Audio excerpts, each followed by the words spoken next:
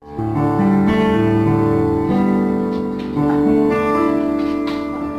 pagi Bapak Ibu Saudara, Shalom. Ada sukacita pagi ini. Saya percaya kita penuh dengan sukacita karena sukacita dari Tuhan adalah kekuatan kita. Haleluya. Sebelum kita masuk ibadah, mari kita tundukkan kepala kita di hadapan Tuhan. Kita berdoa. Bapa di dalam surga, kami bersyukur Tuhan buat pagi hari ini. Kami bersyukur kami dalam keadaan sehat dan kami rindu Tuhan untuk memuji dan menyembah Tuhan. Kami merindu Tuhan untuk menyenangkan hati Tuhan. Biarlah Tuhan hadir di tengah-tengah kami. Tuhan melakukan setiap apa yang Tuhan mau lakukan. Jamah Tuhan, berkati setiap kami Tuhan. Terpujilah nama Bapa. Di dalam nama Tuhan Yesus kami berdoa dan bersyukur. Haleluya. Amin.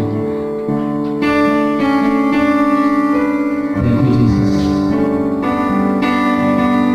Kami bersyukur Tuhan buat setiap kebaikan Tuhan dalam hidup kami. Haleluya.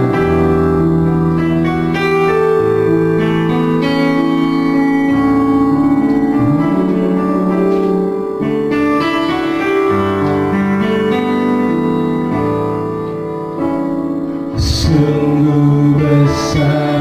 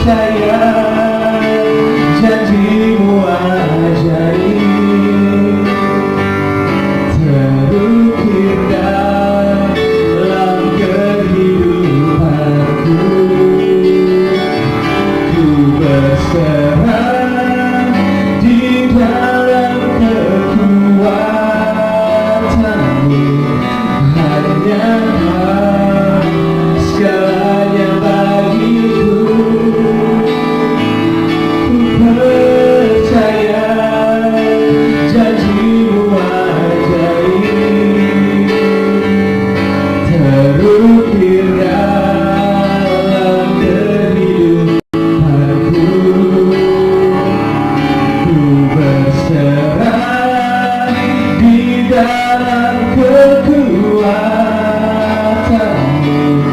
ku percaya.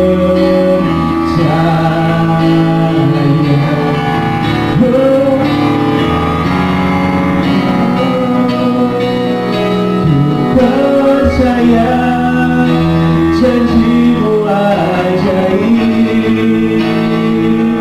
terukir dalam kehidupanku. Ku berserah di dalam kekuatanmu. Hanya Kau segalanya bagiku. Percaya janjimu ajaib terukir dalam kehidupanku. Ku berserah di dalam kekuatanmu. Ku percaya.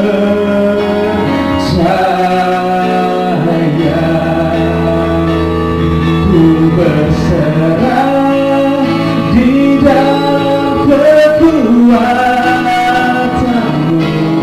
Ku percaya.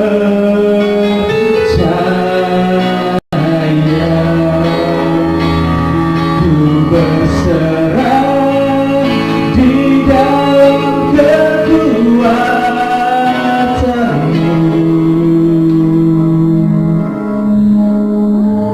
Ku percaya.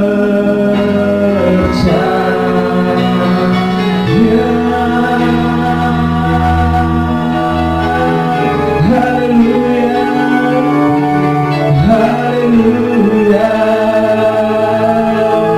Kami sembahkan Tuhan, kami tinggikan Allah. Allah yang ajaib, Allah yang mulia.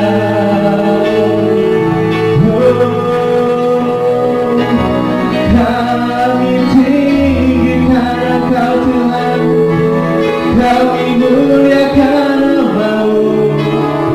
Sebab Kau Allah yang layak dipuji, sebab Kau Allah yang layak disembah. Oh haleluya, terpujilah Kau Tuhan, terpujilah.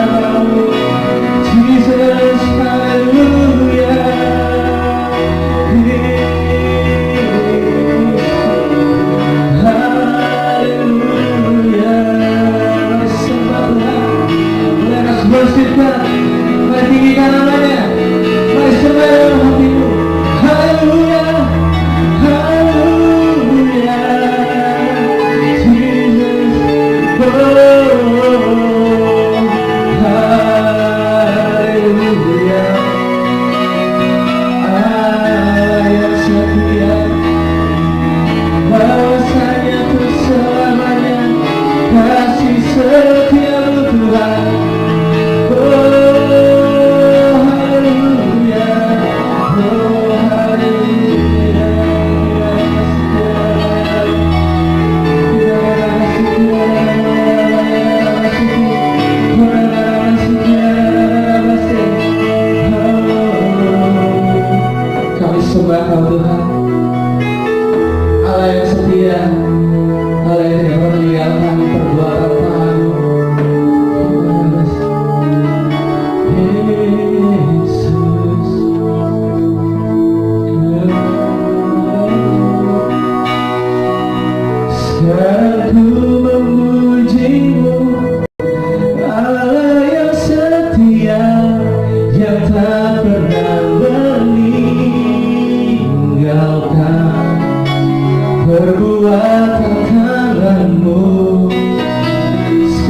ku menyembahmu, Allah yang mulia, sempurnakan setiap hidupku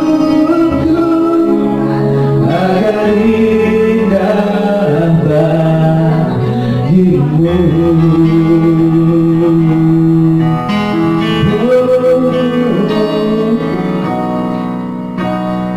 Yesus, Kau telah memulai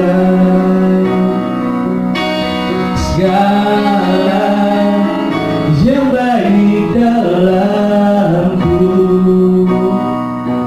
Engkau menjadikanku serupa gambaranmu dan berharga di matamu.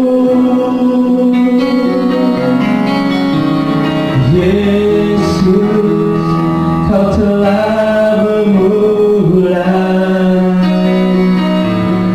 karya yang mulia dalamku.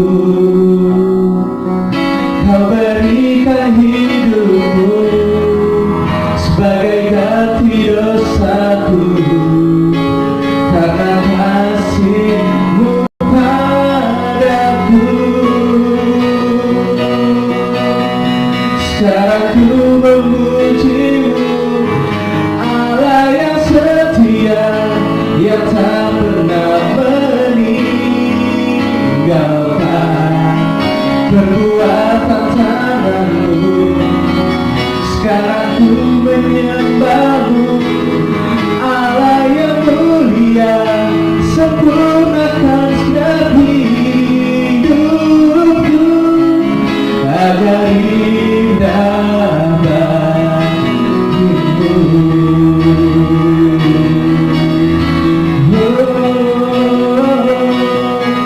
Sekarang ku memuji-Mu, Allah yang setia, yang tak pernah meninggalkan perbuatan tangan-Mu.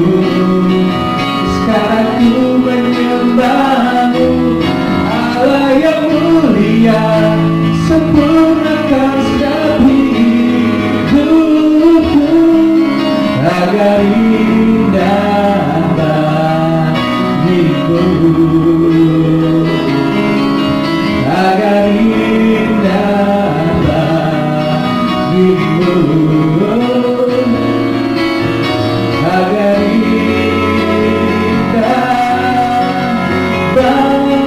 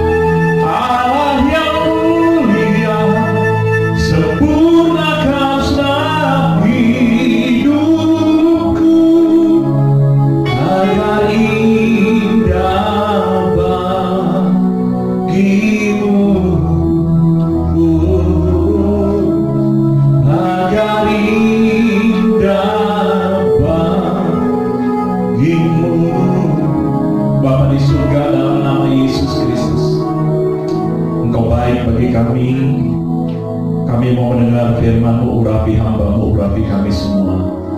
Mari Bapa, Kau berbicara kepada kami. Roh Kudus, tolong kami, singkapkan mata rohani kami, buat kami mengerti akan kebenaran-Mu. Mari Bapa, Kau berfirman kepada kami Kami sudah siap mendengarkannya dalam nama Yesus Kristus. Haleluya. Amin. Amin. Shalom semuanya. Shalom untuk Anda yang ada di rumah, jemaat, dan semua yang menyaksikan, yang bersama-sama dengan kami beribadah online. Dan saya percaya Tuhan hadir di tengah-tengah kita, Tuhan hadir di rumahmu, dan Tuhan juga siap memberkati. Karena setiap kehadiran Tuhan, Dia pasti akan melakukan sesuatu dalam kehidupanmu. Nah, saudara, pada pagi hari ini saya akan share tentang keadaan yang tidak masuk akal. Tahukah saudara, saat ini kita memasuki keadaan yang tidak masuk akal sama sekali, nggak masuk logika. Membayangkan terjadi di saat-saat sekarang ini, semua sedih ya, dari sisi manapun diserang oleh COVID, baik dari pemerintahan, ke gereja, ke semuanya ya, yang kaya, yang miskin, gak pandang dulu saudara, yang punya kedudukan, yang punya rumah yang besar, punya semuanya dihajar oleh yang namanya virus COVID. Pertanyaannya, apakah Tuhan tidak tahu dengan semuanya ini? Saya percaya Tuhan tahu, dan Tuhan mau membuktikan bahwa kebenaran firman Allah ya dan amin. Karena ini sudah dinubuatkan sebelumnya. Berarti Tuhan tahu, dan Tuhan lebih fokus untuk berbicara kepada gerejanya melalui apa peristiwa yang terjadi saat ini kepada kita sebagai umatnya. Untuk itu saudara, mari kita belajar firman Allah di dalam Keluaran pasal yang keempat, ayat yang ke-1 sampai ayat yang ke-12. Keluaran pasal 4 ayat 1 sampai, saya akan bacakan saudara. Berfirmanlah Tuhan kepada Musa demikian, katakanlah kepada orang Israel supaya mereka balik kembali dan berkemah di depan Pi-hahirot antara Migdol dan laut, tepat di depan Baal-Zefron. Baal-Zefron, berkemahlah kamu di tepi laut. Maka Firaun akan berkata tentang orang Israel, mereka telah sesat di negeri ini, padang gurun telah mengurung mereka. Aku akan mengeraskan hati Firaun sehingga ia mengejar mereka, dan terhadap Firaun dan seluruh pasukannya aku akan menyatakan kemuliaanku, sehingga orang Mesir mengakui bahwa akulah Tuhan.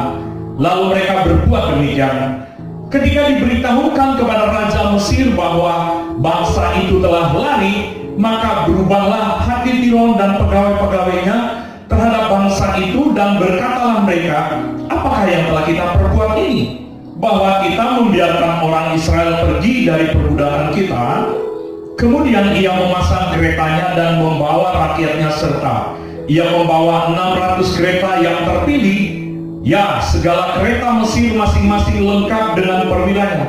Demikianlah Tuhan mengeraskan hati Firaun, Raja Mesir itu, sehingga ia mengejar orang Israel.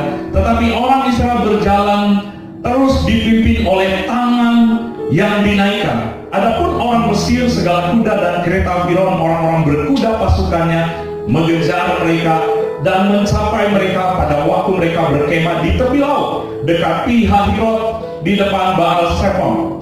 Ketika Firaun telah dekat, orang Israel menoleh, maka tampaklah orang Israel bergerak menyusul mereka. Lalu sangat ketakutanlah orang Israel, dan mereka berseru-seru kepada Tuhan. Dan mereka berkata kepada Musa, apakah karena tidak ada kuburan di Mesir, maka engkau membawa kami untuk mati di padang gurun ini? Apakah yang kau perbuat ini terhadap kami dengan membawa kami keluar dari Mesir? Bukankah ini telah kami katakan kepadamu di Mesir, jangan mengganggu kami, dan biarlah kami bekerja pada orang Mesir, sebab lebih baik kami untuk bekerja pada orang Mesir daripada mati di padang gurun ini. Tetapi berkatalah Musa kepada bangsa itu, janganlah takut, berdirilah tetap, lihatlah keselamatan dari Tuhan yang akan diberikannya hari ini kepadamu. Sebab orang Mesir yang kamu lihat hari ini tidak akan kamu lihat lagi untuk selama-lamanya. Tuhan akan berperang untuk kamu, dan kamu akan diam saja. Puji Tuhan. Mohon maaf, ini agak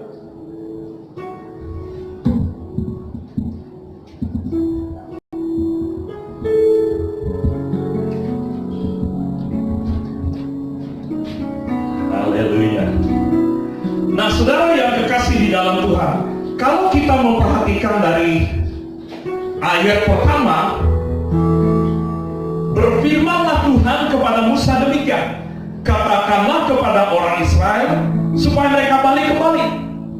Nah, saudara bisa bayangkan keadaan yang dihadapi oleh bangsa Israel saat ini.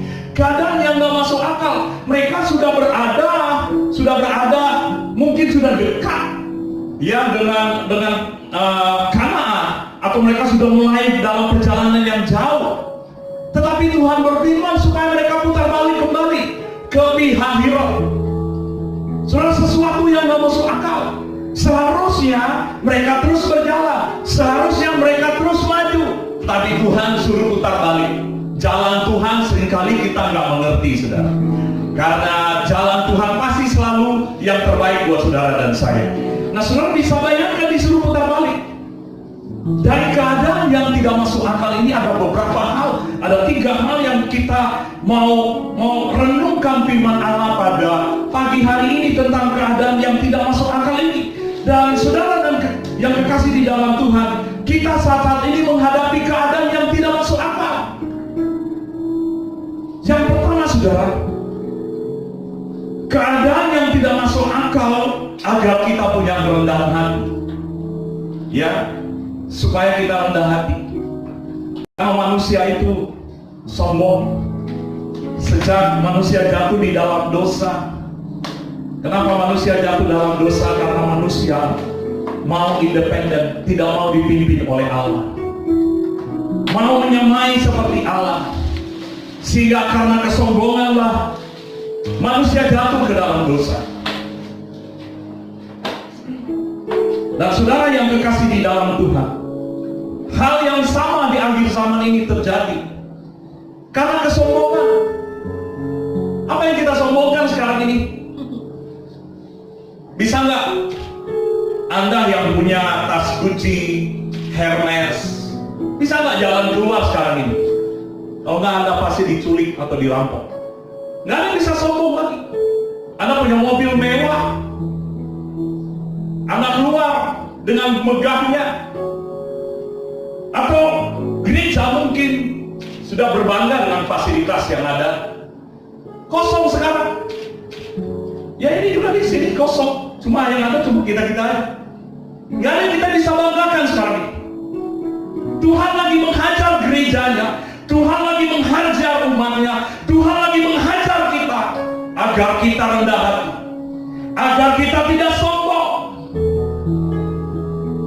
Mari sama-sama, makanya saya berulang-ulang, sama-sama semua kita hamba-hamba Tuhan, para pekerja, semua jemaat kita bertobat. Rendahkan hati kita. Jangan remehkan nasihat firman Allah. Jangan remehkan nasihat gembala-gembala. Gembala ini cuma nasihat itu, kita nggak hiraukan. Berarti masih ada kesombongan. Kalau Anda rendah hati, Anda punya kesediaan. Oh iya, saya harus mesbah keluarga. Oh iya, saya harus doa. Saya harus lakukan ini. Saudara lagi diberi kesempatan. Bukan seringkali diingatkan, ayo datang ke baptian minggu, ayo datang. Tapi sekarang nggak ada kesempatan lagi. Karena kesombongan. Problem yang datang seringkali terjadi karena kesombongan kita, karena keangkuhan kita. Orang yang sombong adalah orang yang susah ditegur. Orang yang sombong adalah orang yang mudah kecewa, selalu berfokus kepada dirinya, mudah tersinggung. Mari sama-sama kita merendahkan diri. Hidup kita ini bukan milik kita lagi. Hidup kita ini adalah milik Kristus. Ada amin, saudara. Semuanya milik Kristus. Kita sudah serahkan, sudah berikan kepada Yesus, sudah dibayar lunas oleh darah Yesus. Nggak ada yang kita pertahankan lagi. Nggak ada yang kita merasa paling benar. Nggak ada yang kita rasakan kita yang paling hebat. Nggak ada lagi kita bisa sombongkan. Nggak ada yang kita bisa sombongkan. Oh, gedung saya paling mewah. Oh, nggak ada yang kita bisa sombongkan. Umat jemaat saya yang paling banyak ribuan. Tidak ada yang kita sombongkan hari-hari ini. Semua yang kita tinggikan hanya nama Yesus. Apapun yang Anda dan saya kerjakan, pastikan nama Tuhan ditinggikan di sana. Anda beribadah, Anda melayani Tuhan, baik di online service atau apapun yang kau kerjakan, pastikan nama Tuhan dimuliakan di sana. Ulangan pasal yang ke-8. Ulangan 8 ayat yang ke-1 sampai ayat yang ke-3. Saya akan bacakan untuk Bapak Ibu Saudara sekalian. Segenap perintah ini kusampaikan padamu pada hari ini, haruslah kamu lakukan dengan setia supaya kamu hidup dan bertambah banyak, dan kamu memasuki serta menduduki negeri yang dijanjikan Tuhan dengan sumpah kepada nenek moyangmu. Ingatlah seluruh perjalanan yang kau lakukan atas kehendak Tuhan. Bangsa Israel memasuki padang gurun atas kehendak Tuhan. Bangsa Israel berbalik kembali ke Pi-hahiroth atas kehendak Tuhan. Saudara dan saya menghadapi hari-hari ini dengan COVID atas kehendak Tuhan. Nggak mungkin di luar kehendak Tuhan. Atas kehendak Tuhan Allahmu di padang gurun selama 40 tahun ini dengan maksud merendahkan hati. Kalau saya mau boleh kasih tahu, saya pernah ikut tur ke Israel 2 minggu. Itu pun udah bete, saudara ya. Makanannya udah mulai enak. Ini perjalanan tur terpanjang, saudara, 40 tahun. Ya, saya yakin dan percaya kalau Anda mungkin tur 1 bulan udah mulai bosan, udah mulai protes sama tour guide-nya. Kok makanannya ini aja? Ya maunya yang servis yang bagus-bagus. Ya, saya waktu itu ke tempat makan yang ada, roti kare semuanya, ngelihat soto kayaknya surga terbuka saat itu, saudara. Waktu berada di daerah Palestina kalau nggak salah itu lihat soto kayaknya, setelah itu langsung betapa indahnya tinggal di Indonesia. Tetapi saudara bisa bayangkan bangsa Israel turnya 40 tahun dan gak jelas sampainya kapan. Kalau kita kan jelas, sudah tanggal sini udah mau pulang. Tapi ini gak jelas sampainya kapan. Nah saudara yang kekasih di dalam Tuhan, inilah cara Tuhan buat kita supaya kita punya kerendahan hati. Jangan sombong. Orang yang sombong adalah orang yang sulit untuk mengampuni orang yang bersalah. Orang yang sombong adalah orang yang tidak mengakui segala kesalahan. Saudara yang kekasih dalam Tuhan, mari jangan sampai ada COVID yang kedua menegur kita. Kalau hari-hari ini Anda masih mendengar teguran gembala, teguran sesama kita, dengan rendah hati Anda berterima kasih untuk teguran, dan lakukan teguran itu tanpa engkau berkata, engkau abaikan, engkau nggak lakukan teguran itu. Saudara, hari-hari ini mari kita sama-sama merendahkan diri kita, merendahkan hati kita. Karena orang yang rendah hati, berkatnya akan mengalir. Karena berkat mengalir dari atas ketinggian turun ke bawah. Kalau dari bawah ke atas itu air mancur namanya, itu buatan, saudara ya. Tetapi yang benar adalah air yang mengalir turun ke bawah, artinya berkat mengalir kepada orang-orang yang rendah hati. Keadaan yang tidak masuk akal ini membawa gereja, semua umat Tuhan, semua para pendeta merendahkan hati tanpa saling membuli, tanpa saling mempersalahkan. Mari kita bersatu hati, mari kita bersama-sama merendahkan diri, bertobat, minta ampun sama Tuhan. Jangan kita show off lagi, mau kasih tunjuk semua kehebatan kita. Tapi mari kehebatan Tuhan dan kita tunjukkan semuanya. Saya, saudara, agak nggak damai sejahtera kemarin beberapa minggu yang lalu, kalau nggak salah 2 minggu yang lalu, dan ini sangat terkonfirmasi apa yang disampaikan oleh Pak Daniel. Kadang-kadang kita menyampaikan dalam pelayanan gereja akan nanti ada perubahan. Pak Presiden Jokowi sudah berkata akan ada new normal, artinya berjalan normal, sehingga apa yang kita lakukan, bawa masker, pakai masker, semuanya itu sudah dianggap normal nanti sebentar. Bahkan di gereja nanti akan dibatasi, ya, dibatasi semuanya. Nah saudara, di dalam ibadah ada sesuatu yang menggelitik hati saya, yang saya pernah tulis. ketika kita beribadah secara online, yang saya lihat, saya pribadi ya, Tuhan tegur dan itu saya minta ampun sama Tuhan. Adalah berapa penonton yang lihat, berapa tayangan yang ada. Ya, nggak apa-apa sih saudara, nggak salah kita lihat supaya orang banyak semakin diberkati. Tapi masalahnya Tuhan tegur hati saya. Tuhan bilang kamu udah fokus di situ, nggak fokus sama aku. Karena saya berdamai dengan Tuhan, minta ampun. Cukup lama saya berdoa, bergumul, berdamai, minta ampun sama Tuhan. Dan saudara, sekarang apapun yang kita kerjakan, mau satu orang mau dengar, mau dua orang yang mau dengar, saya lakukan hanya untuk kemuliaan Tuhan. Saya lakukan hanya untuk memuji, memuliakan nama Tuhan.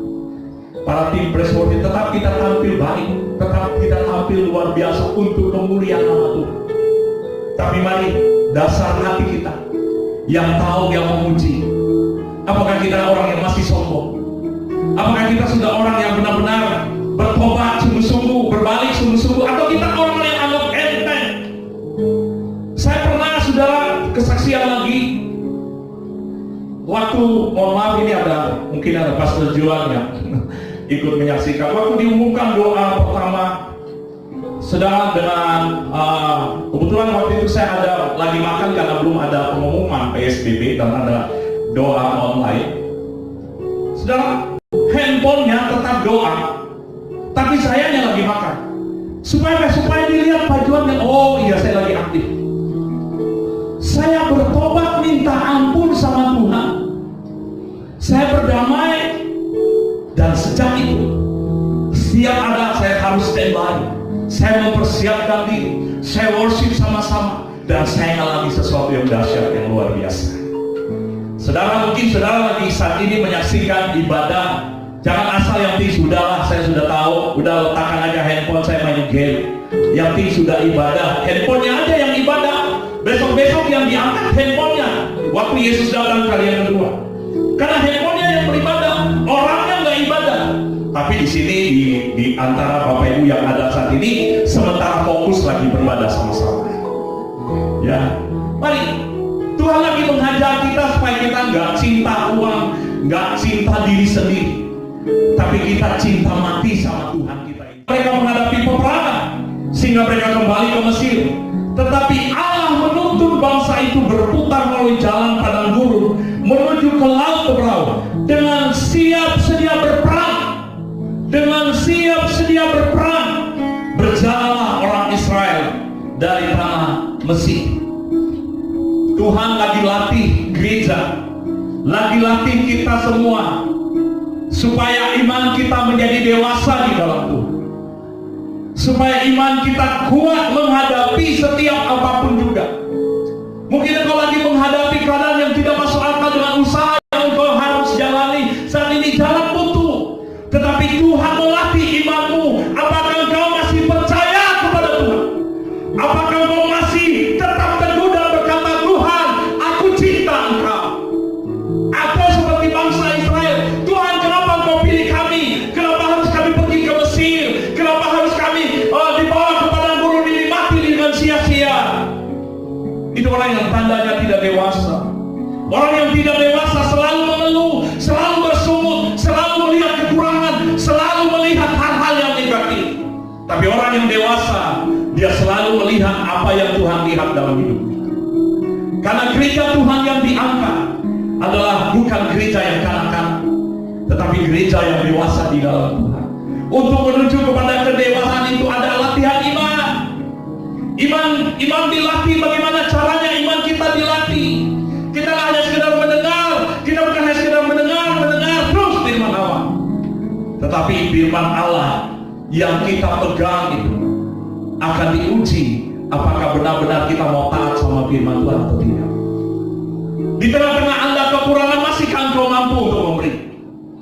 Di tengah-tengah engkau lagi keadaan yang ada di rumah, masihkah engkau berani untuk keluar menjadi berkat bagi banyak orang dengan catatan engkau waspada? Atau bilang, Pak, saya harus taat. Iya, terus di rumah terus. Tidak ada keberanian mungkin untuk untuk menjadi berkat. Tapi minimal waktu engkau ada di rumah, engkau dilatih iman untuk mendoakan orang lain, mendoakan kami, mendoakan para pekerja, mendoakan seluruh bangsa Indonesia. Orang yang dewasa iman, dia nggak hanya peduli tentang dirinya sendiri, tapi orang yang dewasa imannya, dia memperhatikan keadaan orang-orang di sekitarnya. Saudara, Anda harus menjadi dewasa di dalam Tuhan. Sebab di hari-hari akhir ini, sekali lagi, orang yang tidak dewasa iman nggak akan tahan menghadapi ujian-ujian selanjutnya. Saudara, makanya kenapa ada ujian? Karena mau naik kelas. Kenapa ada keadaan yang tidak masuk akal? Supaya imanmu semakin murni di hadapan Tuhan. Dimurnikan dengan api ujian, kata 2 Petrus pasal 1. Sekalipun engkau menderita sesaat, tapi engkau akan melihat kemuliaan kekal. Ada banyak orang punya pola pikir seperti Petrus. Nanti saya akan jelaskan ini pada waktu-waktu yang akan datang. Ketika Yesus berkata anak manusia harus menderita, Petrus menarik Yesus, jangan terjadi padamu. Dan Yesus bilang, hai iblis, enyahlah engkau karena engkau berpikir seperti manusia. Ternyata iblis selalu menawarkan kemuliaan, seperti yang saya pernah khotbah sebelumnya, di mana waktu dia menggoda Yesus, dia berkata, semua ini kuberikan, kemegahan, kemuliaan kuberikan kepadamu, asal engkau sujud menyembah aku. Itulah yang ditawarkan oleh iblis, dan itulah juga yang mungkin ada dalam kehidupan kita, termasuk saya pribadi. Kita maunya penderitaan, nggak perlu penderitaan. Kita maunya kemuliaan aja terus menerus. Berbicara tentang ikut Yesus, berbicara tentang penderitaan. Ikut Tuhan harus pikul salib setiap hari. Setiap hari Anda dan saya harus pikul salib. Bukan berarti kita harus menderita dengan pergumulan dan hal-hal, no. Tapi penyangkalan diri kita, melepaskan kedagingan kita, bahwa semuanya itu adalah untuk kemuliaan nama Tuhan. Itulah iman kita dilatih tiap hari, sehingga kita menjadi dewasa di dalam Tuhan, sehingga kita menjadi kuat di dalam Tuhan, sehingga kita tidak hanya sekedar mementingkan diri kita sendiri, tetapi kita menjadi berkat bagi banyak orang. Kita menjadi berkat. Kita pergi keluar dengan catatan tetap waspada untuk saling menyapa, mendoakan orang-orang yang mungkin dalam keadaan kesulitan. Setelah ini saya akan pergi, saudara, ke salah satu keluarga yang kami mau doakan. Karena ada keluar dari Manado minta tolong, saya harus pergi mendoakan. Ya, kadang-kadang ada telepon saudara untuk berdoa dan harus dilakukan sebagai hamba Tuhan. Ya, ini ada di sini Pak Aca, di telepon tengah malam saya harus datang, harus berani di rumah sakit. Ada virus, kata dokternya, Pak jangan lama-lama di sini Pak, di sini ada virus di samping sana, ada yang kena sudah Pak. Wah, tapi mau nggak mau harus terjun. Karena hidup kita bukan untuk kita sendiri, tapi hidup kita untuk kemuliaan nama Tuhan. Kita melayani Tuhan, melayani orang-orang di sekitar. Jadi keadaan yang tidak masuk akal ini, supaya iman kita dilatih menjadi murni. Respon kita menentukan iman kita dewasa atau tidak. Belajar kepada Musa dia berseru datang kepada Tuhan, dia mengangkat tangan tetap menyembah Tuhan. Dia menyembah Tuhan, dia berlutut menyembah Tuhan. Dan Tuhan bilang, hei kenapa engkau berdoa begitu terus? Sekarang waktunya engkau bangkit, angkat tongkatmu. Sekarang waktunya kita bangkit untuk jadi berkat dimanapun engkau berada. Virus COVID tidak menghalangi kita untuk menyampaikan kabar baik. Virus COVID tidak menghalangi kita untuk melayani Tuhan, untuk melayani sesama, untuk menjadi berkat bagi banyak orang. Supaya iman kita dilatih. Waktu Yesus datang kali yang kedua, kita dijemput jadi setia. Keadaan yang tidak masuk akal ini, Mari kita berespon dengan benar, dengan terus berkata, Lord, I love you. Yesus, aku cinta Engkau. Aku terus menyembah. Dan kita mau bangkit menjadi berkat bagi banyak orang. Tuhan memberkati kita semua.